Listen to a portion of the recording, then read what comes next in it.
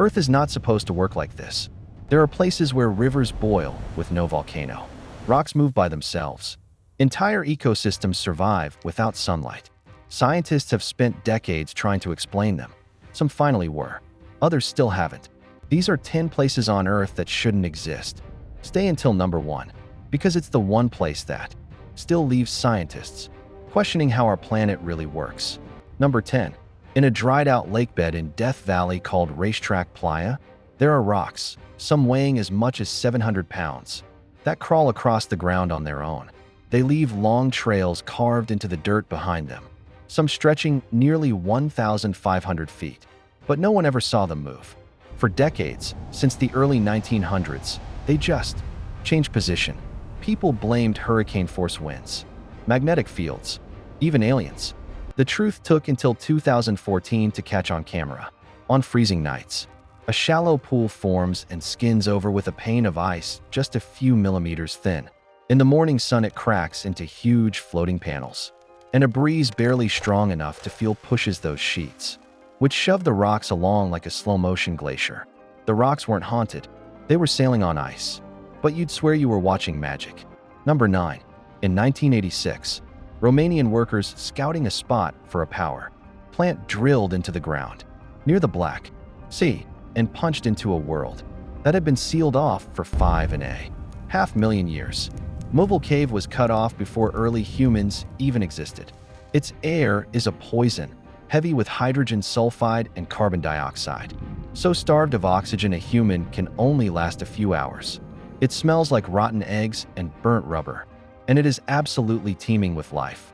Around 50 species live down there, more than 30 of them found nowhere else on Earth: pale, eyeless spiders, leeches, and centipedes. Here's what breaks the rules. Almost every ecosystem on the planet runs on sunlight. This one has never seen a single ray. Instead, its entire food web is built on bacteria that eat chemicals from the toxic air. A living world running on poison in total darkness. Number 8. From the sky, Lake Natron in Tanzania glows an eerie blood red. Get close, and you find creatures along its shore that look like they've been turned to stone. The water is a chemical weapon. It's a soda lake. So alkaline its pH climbs as high as 10 or more, nearly as caustic as ammonia, and in the shallows, it can hit a scalding 140 degrees Fahrenheit. It's caustic enough to burn skin and strip ink off paper. Now, the myth is that it petrifies animals alive. The reality is stranger and true. Creatures that die in the water get preserved, calcified, mummified into eerie statues by the sodium carbonate, the same kind of chemistry ancient Egyptians used to preserve mummies. But here's the twist. This deadly lake is the single most important place on Earth for lesser flamingos. Around 3/4 of the world's population is born here. The water that mummifies the dead is the exact thing that keeps predators away from their nests. A death lake that guards new life. Number 7. Deep in the Peruvian Amazon runs a river the locals call Shunitimpishka, boiled by the heat of the sun. For a stretch of nearly 4 miles, it steams, hisses, and reaches temperatures that can cook an animal alive. For years, scientists said it couldn't be real. Rivers this hot are heated by volcanoes, and the nearest one is hundreds of miles away. There is no volcano anywhere near this jungle. When geoscientist Andres Rizzo finally studied it in 2011, he confirmed the impossible, temperatures averaging close to boiling, with the hottest point measured at over 210 degrees Fahrenheit, hot enough to give you third-degree burns in seconds. Anything that falls and dies almost instantly. The heat isn't volcanic. It comes from rainwater sinking deep into the earth along fault lines, superheating and surging back to the surface. A boiling river with no volcano, one of the largest of its kind on the planet, hidden in the last place it should be. Number 6. Off the coast of Yemen sits an island so strange it's regularly called the most alien-looking place on Earth, Socotra. It's been cut off from the mainland for millions of years, and in that isolation, evolution went its own way completely. Of its roughly 825 plant species, more than a third exist nowhere else on the planet. Over 90% of its reptiles are found only here. Its signature is the dragon's blood tree, a plant shaped like an umbrella, turned inside out. that bleeds deep red resin when cut.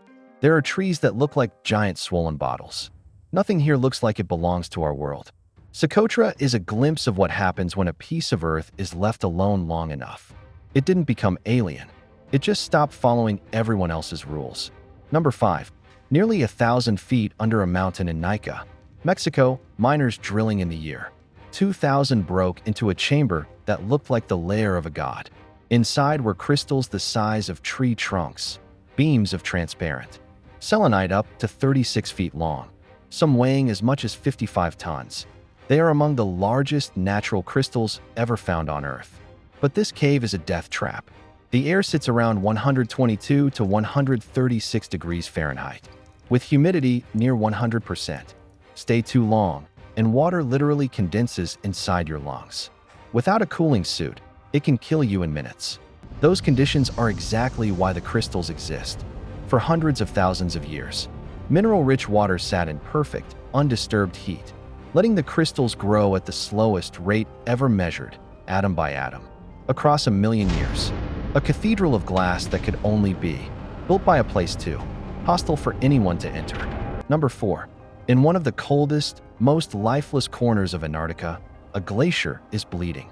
A stream of deep red pours from the white ice of Taylor Glacier, staining the snow like a wound. When explorers first saw it in 1911, they assumed red algae and were completely wrong.